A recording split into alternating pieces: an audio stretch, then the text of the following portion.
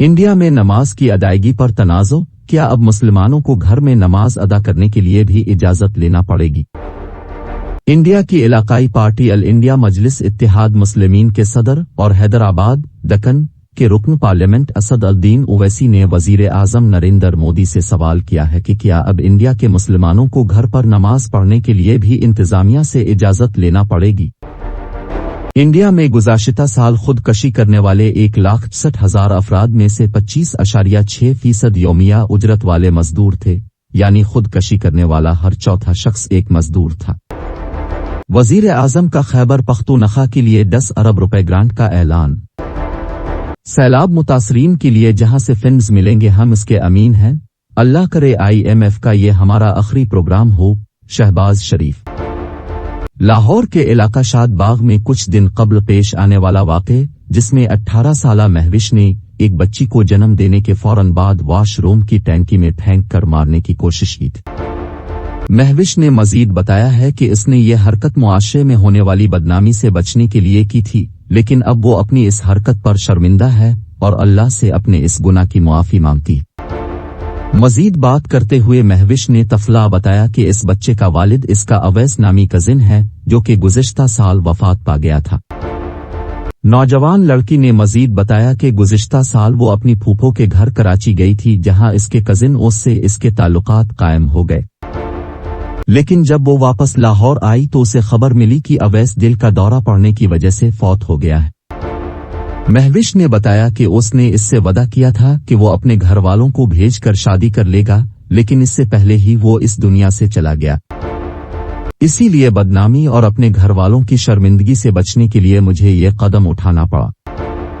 याद रहे कि कुछ दिन कबल लाहौर के इलाका शाद बाग की रिहायशी महविश की जानिब से नौमौलूद बच्ची को वॉशरूम में जन्म देने के बाद मारने की कोशिश की गई थी, जिसको अस्पताल इंतजामिया की जानिब से नाकाम बना दिया गया था। तफसीलात के मुताबिक इस सारे मामले में महविश की मदद अस्पताल लाम के अमले में मौजूद 2 लोगों ने की।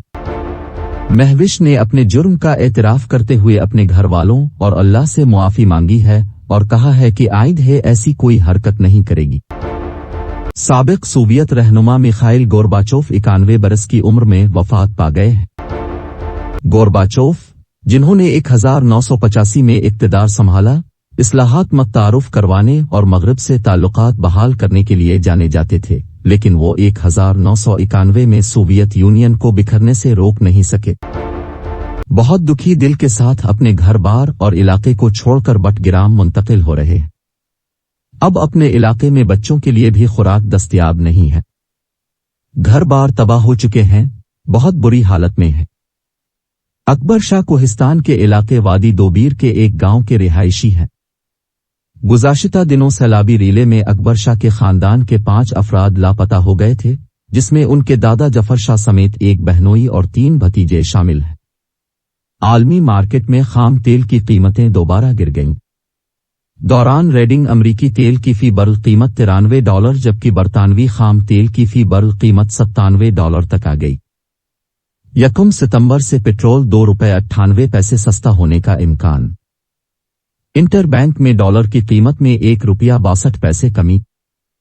इंटरबैंक में डॉलर $218.50 में फरोख्त हो रहा है, जबकि डीजल ₹8, मिट्टी का तेल ₹16 और लाइट स्पीड डीजल ₹12 महंगा होने का इम्कान। ओगरा ने समरी तैयार कर ली। पाकिस्तानी फिल्म मेकर बिलाल लाशारी ने दहाइयों बाद हदायतकार यूनस मुत की पंजाबी फिल्म मौला जट का गैर सरकारी सीक्वल बनाया है, जिसका नाम दी लीजेंड ऑफ मौला जट।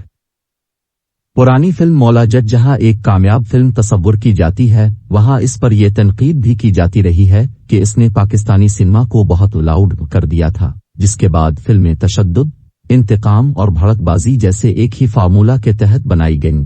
जेड़ा बुज़दिल लब्बे आपे मारदा जावे, दुश्मन फड़ फड़ मारे जेड़े अख दे बन जावन रोड़े, नूरी नत दी दहशत वगदे दरिया पिछे मोड़े, बुझी अग विच दबिया खबरे किथे रुकिया शोला, पुत्र सी एक जट दा यारो ना सी जिसदा मौला।